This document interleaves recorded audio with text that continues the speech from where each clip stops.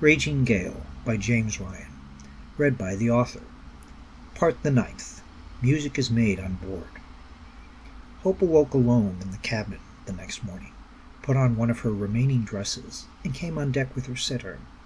She cared not to speak to the captain. The hammock rigged for her kept swaying as the ship moved from side to side, on occasion swinging her into the ward table in the middle of the cabin, and waking her for some moments.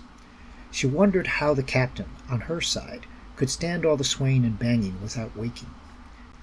Just as it had been yesterday, the ship was awash in activity. It never seemed to stop being active. The only faces she recognized were those of the crew of the King Charles who went pirate, and the captain, who this time was taking the tiller herself as she set course.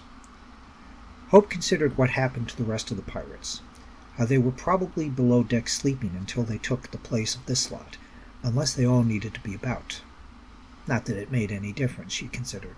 Whether there were 40 men or even just 10, she was still at their mercy, surrounded by the blue waters the ship sailed upon.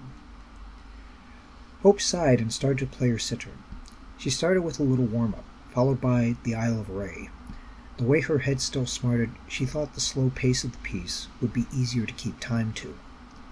She was halfway through her performance when a man's voice said, "You call that a song?"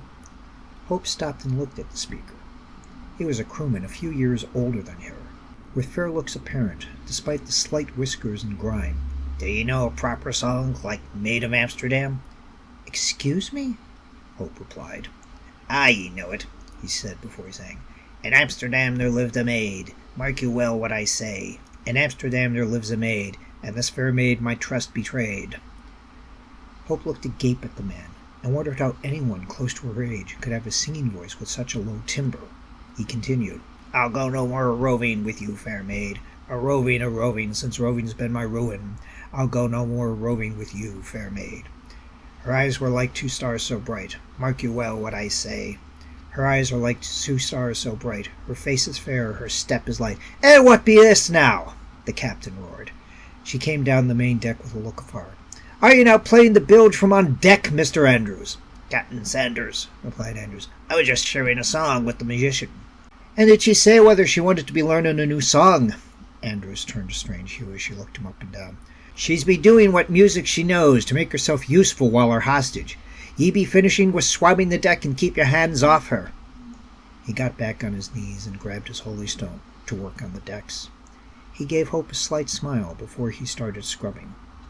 Hope did not like the smile she got from him. Thank you for taking this moment with me. If you want to keep up with new chapters as they get posted, please subscribe to the channel and click the bell icon for notifications for when pieces go up.